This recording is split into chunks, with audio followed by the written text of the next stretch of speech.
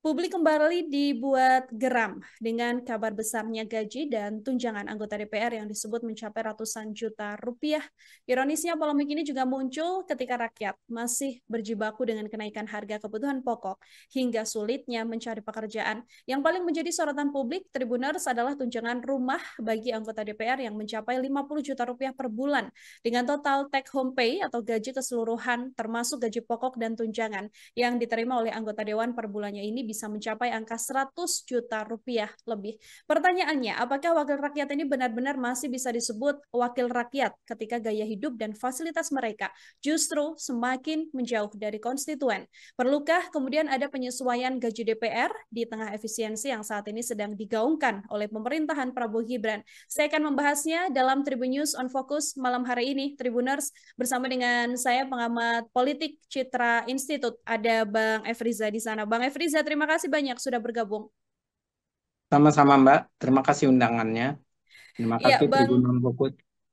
Baik, Bang Efriza, satu bahasan yang sekarang sedang ramai diperbincangkan, begitu ya, kita bahas dalam On Focus dalam kesempatan kali ini mengenai polemik gaji dan tunjangan DPR, Bang Efriza, yang nilainya fantastis di tengah situasi ekonomi rakyat, di tengah efisiensi juga yang saat ini sedang dijalankan oleh Presiden Prabowo Subianto. Sebagai pengantar, silahkan, Bang Efriza. Iya, ini adalah hadiah yang saya rasa hadiah kemerdekaan kita yang benar-benar sangat tidak masuk akal. Pertama, tidak masuk akalnya efisiensi, tapi anggota dewannya take home pay-nya luar biasa, sampai 100 juta. Dan berikutnya adalah berbicara tidak adanya rumah dinas, tapi apa yang didapatkan oleh mereka tanpa adanya pengawasan. Yang ketiga, ini yang menarik, yang ketiga, di tengah gonjang-ganjing hoax memang ada perdebatan soal statementnya Menteri Keuangan soal guru dan dosen. Guru dan dosen itu dianggap beban negara, padahal dia bekerja untuk masyarakat. Dan guru dan dosen ini 36.000 guru dan dosen kalau di total dengan gajinya 4 juta, ternyata dikalahkan dengan wakil rakyatnya yang luar biasa. Sidang tidak pernah hadir, kita tahu dalam hal ini mewakili masyarakat juga tidak terdengar suaranya, tapi melek mata dia mendapatkan 3 juta.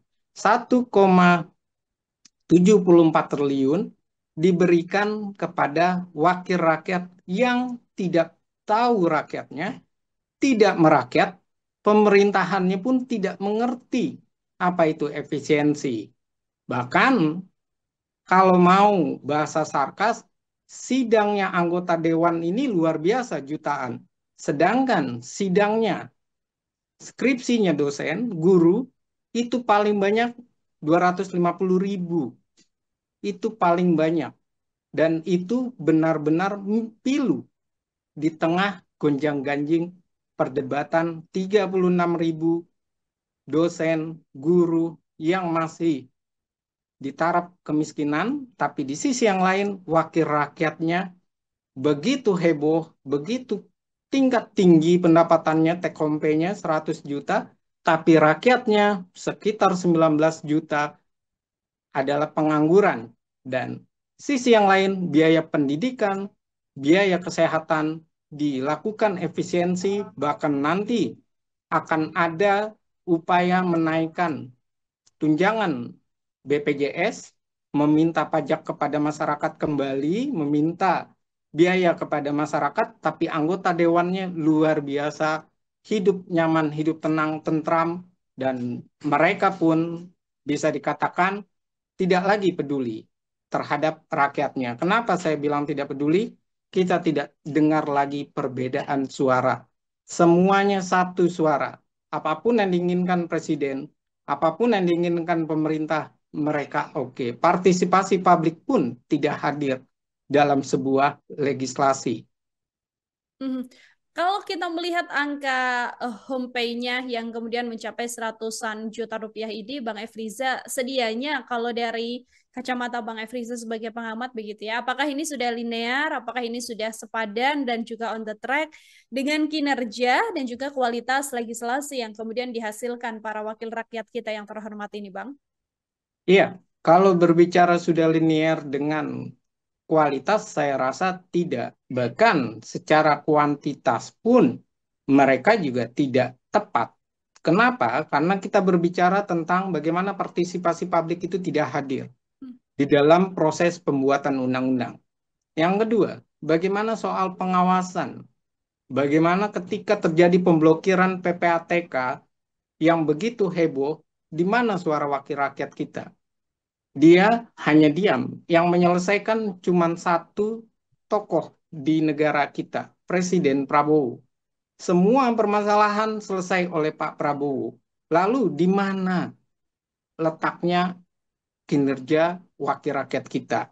Dalam soal DPR untuk pemilu nasional dan pemilu daerah saja berlarut-larut, bahkan malah mau membuang suara rakyat. Rakyat tidak diikut sertakan. Pemilihannya ingin kembali ke pemilihan DPRD. Artinya konsistensinya dia mewakili rakyat tidak ada. Ada sekitar 5.000 sekian, 5.600-an dinyatakan oleh Ibu Puan Maharani laporan-laporan masyarakat dan ini membuktikan apa? Laporan masyarakat begitu tinggi, ini membuktikan bahwa semestinya anggota dewan ini punya respek. Hmm. Sedikit banyak punya respek. Kalau tidak punya empati, setidaknya ada respeknya dulu. Ada kegetaran hatinya memikirkan situasinya. Namun apa yang terjadi? Anggota dewan kita benar-benar tidak bisa bersuara. Semuanya mengikuti mau presiden, mereka mengikuti maunya eksekutif.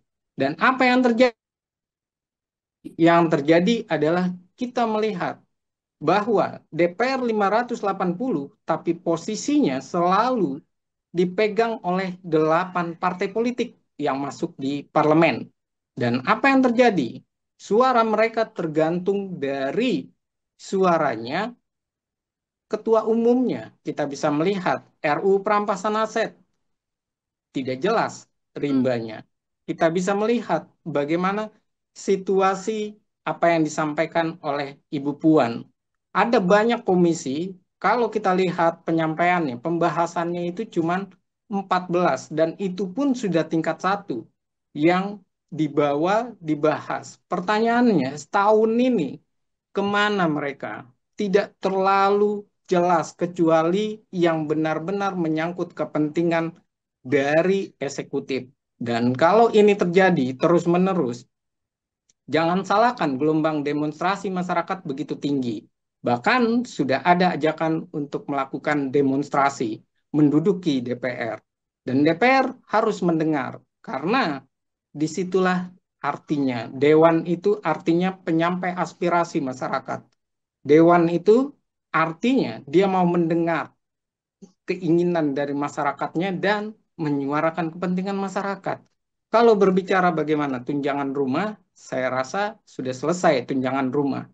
3 juta itu terlalu mahal, apalagi sehari.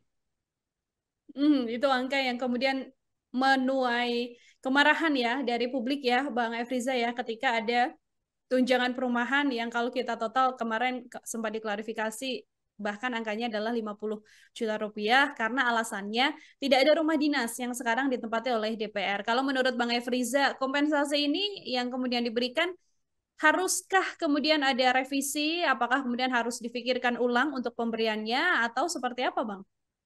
Iya, yang pertama kita berbicara dulu tunjangan dinas. Apakah rumah ini layak? Harus diketahui oleh publik bahwa rumah ini tidak pernah dihuni oleh anggota DPR sepenuhnya ya. Rata-rata yang menghuninya adalah timnya mereka, tim kampanyenya atau saudara-saudaranya. Itu yang pertama. Yang kedua, mereka kalau berbicara bahwa mereka harus mencari di daerah Jakarta, sebelum saya melakukan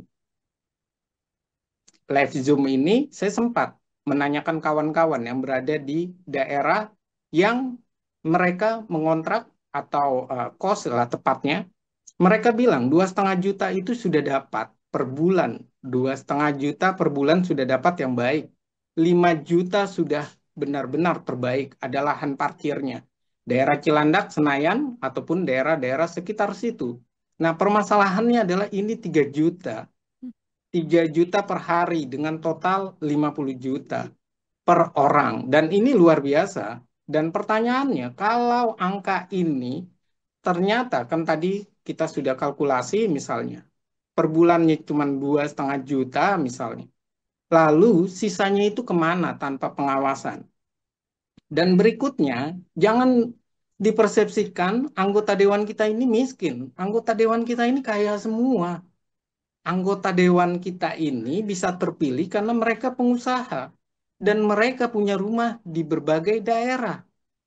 Jadi, coba kita balik persepsinya bahwa menjadi anggota dewan itu bukan untuk pendapatan, tapi menjadi anggota dewan itu untuk melayani masyarakat dan mereka sudah punya atau sudah selesai urusan pendapatannya. Dan ini luar biasa. Memang kalau berbicara soal gaji anggota DPR, memang kecil dibandingkan dengan upah minimum di Jakarta. Tapi kalau take home pay-nya luar biasa, itu sangat besar. Dan inilah yang memicu kemarahan. Berikutnya, tidak adanya rumah ini lebih repot lagi. Rumah anggota DPR ini diberikan kepada menteri dan wamen. Permasalahannya ada lagi pembangunannya nanti.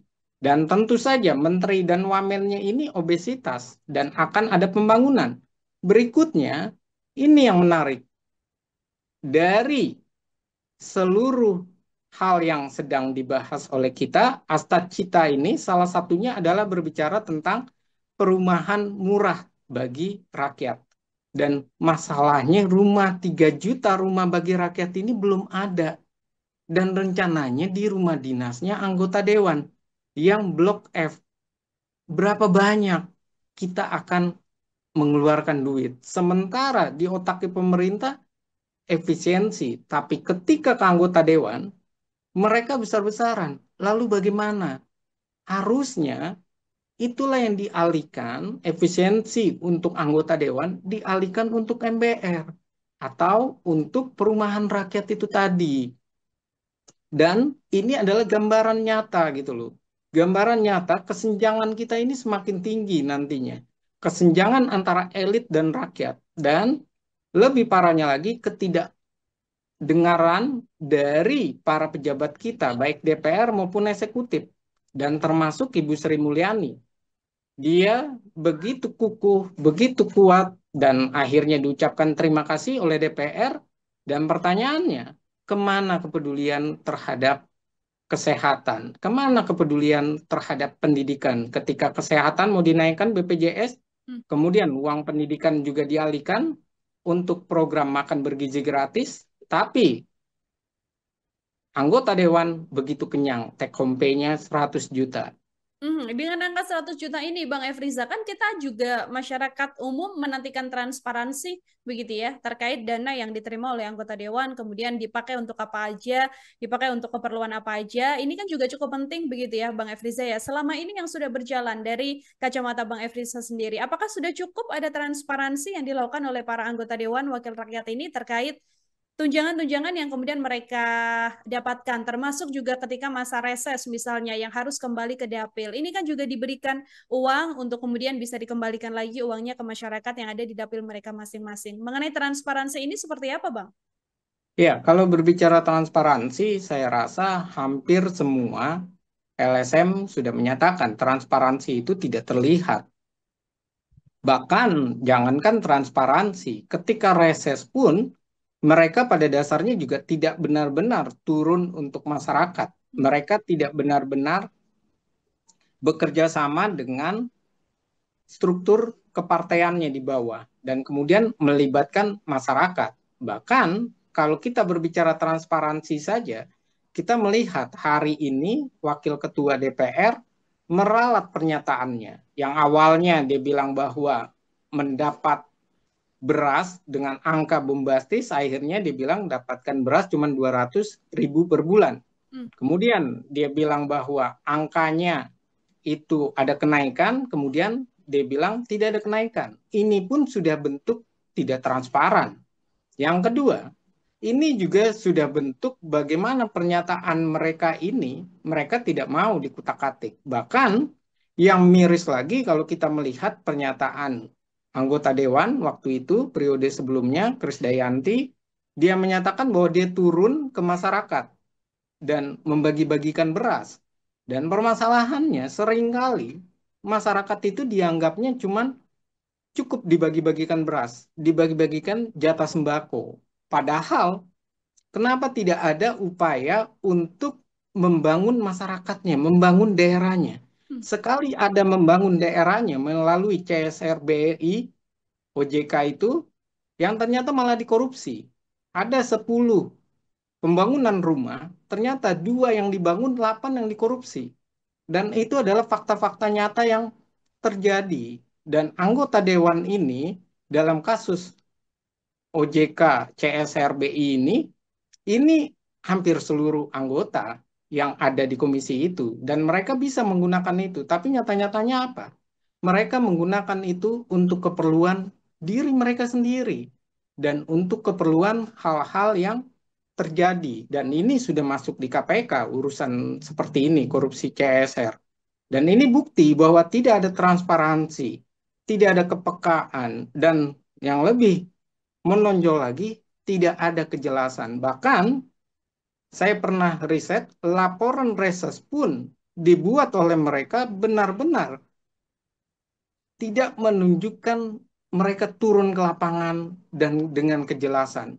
Terkadang sifatnya itu copy paste saja dari kawannya ataupun dari rekan-rekan sejawatnya. Dan ini sudah sering kita coba lakukan. Ataupun kalau kita misalnya dari LSM mencoba wawancara anggota dewan, apa yang dilakukan mereka ketika turun reses, mereka selalu berbicara bahwa reses adalah situasi di mana rakyat selalu meminta uang, selalu meminta bantuan. Tapi pertanyaannya, ketika hal itu terjadi, kenapa malah reses yang dibenci?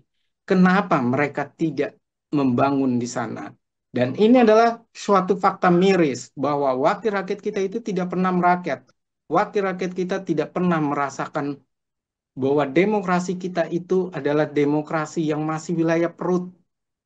Rakyat masih dianggap butuhnya cuma 100.000, butuhnya cuma soal hubungan datang, pergi, selesai 8 jam. Mereka tidak pernah melihat representasi sesungguhnya bahwa rakyat ingin diwakili oleh wakilnya. Berbicara di parlemen, berbicara legislasi, berbicara pengawasan, dan berani untuk bersikap. Bukan berani berjoget. Menjadi PR bagi DPR untuk kemudian benar-benar sesuai dengan namanya adalah wakil rakyat ya, Bang Efriza ya. Salah satu PR besarnya juga adalah mengenai transparansi. Dengan begitu berarti Bang Efriza perlu untuk adanya reformasi sistem penggajian misalnya bagi DPR karena kita lihat ada beberapa tunjangan-tunjangan seperti kita lihat tunjangan bensin, ada tunjangan beras begitu ya yang kalau dari analisa Bang Efriza sendiri apakah itu menjadi hal yang kemudian harus menjadi concern pemerintah untuk kemudian melakukan pengkajian agar penggajian atau gaji yang diterima anggota dewan ini lebih proporsional dan sesuai dengan tupoksinya, Bang? Iya, saya rasa harus ada tentang hal-hal tersebut. Kenapa? Karena kita melihat kehadiran mereka saja minim. Itu kenyataannya. Yang kedua, mereka dalam soal kehadiran untuk rakyatnya pun masih berdebat mereka. Mereka selalu berkata mereka tidak butuh hadir di Senayan, lebih butuh di daerah pemilihannya. Padahal di daerah pemilihannya dibawa ke Senayan, tapi mereka tidak menyatakan mereka sangat butuh, bahkan tunggu telepon dulu. Tunggu telepon, ada posisi di komisi atau apa yang harus dibahas, baru mereka hadir. Dan ini adalah kenyataan pahit. Dan berikutnya adalah soal anggaran ini memang perlu untuk memperjelas. Jangan sampai terlihatnya kecil dalam soal gaji, tapi take home pay-nya itu ketika ditotal luar biasa. Dan dikalikan 580. Satu itu. Yang kedua, jangan sampai juga ini menjadi suatu hal yang menjadi perdebatan. Kenapa? Karena anggota dewan sering berbicara, walaupun mereka gajinya mahal, nyampe 100 juta, tapi mereka juga dipajakin, dalam tanda kasar ya, bahasa kasarnya dipajakin atau diminta oleh partainya membayar 12 juta per bulan kepada partainya. Artinya apa? Ini seperti sesuatu yang tidak pernah selesai. Rasio gaji di level masyarakat itu minim sekali, bahkan dosen pun sangat minim, tapi rasio gajinya anggota dewan itu terlihat kecil, tapi take home-nya luar biasa. Dan apa yang terjadi? Apakah mereka puas dengan itu? Kalau kita lihat, tidak. Mereka selalu berusaha markup. Dari biaya-biaya banyak, kunjungan dinas misalnya, atau biaya bagaimana mereka waktu itu berdebat soal gedung atau soal cindera mata yang nanti di akhir, atau mereka nanti akan berdebat kepada situasi yang ketika mereka dilantik pun tidak membuat mereka sadar bahwa mereka itu bergaji besar dan mereka harusnya benar-benar menunjukkan sikap rakyatnya. Tapi yang terjadi apa? Rame-rame menggadai SK anggota DPRD, rame-rame menggadai SK DPR hanya untuk pelantikan. Dan ini adalah bukti bahwa mereka ini semakin foya-foya, mereka semakin mata duitan, mereka semakin lupa dengan rakyatnya. Sisi yang lain, mereka ini pada dasarnya dikendalikan oleh 8 ketua umum partai. Jadi apa fungsinya wakil rakyat kita? Toh mereka datang ke rapat pun tergantung dari telepon. Mereka pun datang ke rapat tidak pernah ada evaluasi fraksi yang menyatakan bahwa anggota dewannya ini tidak bekerja dengan baik, tidak jelas kerjanya, dan kemudian mereka melakukan recall atas nama misalnya dari masyarakatnya. Itu tidak ada. Hanya mereka melakukan PAW itu tergantung kepentingan partai ataupun tergantung dari kepentingan dalam hal ini kasus yang terjadi meninggal dunia ataupun kasus korupsi saja yang sudah inkrah. Dan ini adalah gambaran nyata bahwa partai politik di kita masih belum menunjukkan bagaimana wakil rakyat ini harus benar-benar bekerja untuk rakyatnya. Yang ada hanya pelaporan tentang kinerja anggota dewan, bla bla bla bla, tapi rasanya tidak pernah terasa bekerja bagi masyarakat. Orangnya banyak, kemudian penggajian atau tunjangannya juga banyak, tapi belum terasa bahkan ya kehadirannya di tengah masyarakat seperti itu. Terakhir dari saya, Bang Efriza, apakah kemudian bisa begitu ya sikap tegas dari RI 1 dalam hal ini Bapak Presiden Prabowo Subianto mengenai gaji besar-besaran DPR RI juga menjadi salah satu solusi untuk ada ketegasan begitu ya, dan kalaupun ada ketegasan dari istana atau dalam hal ini adalah RI 1. Ketegasan macam apa yang harus kemudian ditunjukkan oleh Presiden Prabowo, Bang Efriza? Iya, Pak Presiden Prabowo itu yang pertama, dia harus memperhatikan suara rakyat, dan beliau selalu memperhatikan itu. Suara rakyat pada dasarnya meminta batalkan kenaikan dalam hal ini tunjangan untuk rumah dinas yang baru ya, klausul baru karena mereka tidak dapat rumah dinas.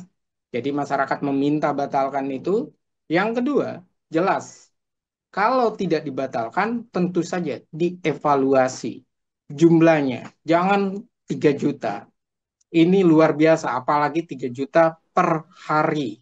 Harus sesuai dengan bagaimana hal itu terjadi. Dan yang ketiga adalah hal itu terjadi adalah sesuai dengan perhitungan di Jakarta. Seperti apa? Jangan ngasal. Jangan diberikan sampai 50 juta. Oh, itu tidak masuk akal. Dan berikutnya adalah ini yang terpenting. Bagaimana Pak Prabowo menjawab tentang efisiensi anggaran? Di rakyat, rakyat kena beban terus, kena masalah terus, nanti juga BPJS akan naik, tapi level DPR selalu nilainya baik, selalu nilainya ditinggikan. Pertanyaannya sederhana. Pak Prabowo selalu bilang, bekerja untuk rakyat, untuk kepentingan rakyat, bekerja bagi masyarakat. Jangan curangi masyarakat. Lalu pertanyaannya, bagaimana dengan kasus ini? Apakah eksekutif dan DPR sedang mencurangi rakyatnya dalam hal anggaran, atau memang ini bukti efisiensi anggaran lebih penting urusan wakil rakyat yang tidak merakyat itu ketimbang pendidikan dan ketimbang kesejahteraan maupun dalam hal ini kesehatan masyarakat. Ini harus dijawab oleh Presiden Prabowo untuk melihat kasus tersebut. Dan ini adalah gambaran nyata yang terjadi. Menjadi salah satu ironi juga bagaimana wakil rakyat ya, Bang Efriza ya, tidak bisa mewakili rakyat dan perlu kami juga sama-sama kemudian akan mengawal bagaimana tindak lanjut dari tunjangan yang begitu besar di tengah katanya efisiensi yang diberlakukan oleh pemerintah begitu ya, karena memang nominal puluhan juta ini harusnya kalau bisa dimaksimalkan untuk dialokasikan ke segmen-segmen lain juga bisa sangat membantu. Di antaranya misalnya harus ke guru dan sebagainya. Ini juga menjadi salah satu opsi seperti itu. Bang Efriza, luar biasa sekali. Terima kasih banyak untuk kesempatannya hari ini berdiskusi dalam Tribun Sound Focus bersama dengan saya. Semoga di lain kesempatan ada waktu kembali untuk berbincang. Sekali lagi, terima kasih banyak untuk kesempatannya, Bang Efriza. Terima kasih banyak, Mbak. Mohon maaf kalau ada salah kata dan bahasa. Baik, demikian Tribuners, obrolan saya bersama dengan pengamat politik Citra Institut ada Bang Efriza dalam Tribun Sound Focus kali ini. Nantikan obrolan saya dengan sejumlah narasumber lain dan juga tema-tema lainnya masih dalam program Tribun Sound Focus setiap hari pukul 8 malam. Saya Nila Irda, pamit undur diri. Terima kasih banyak dan sampai jumpa. Download Tribun X sekarang.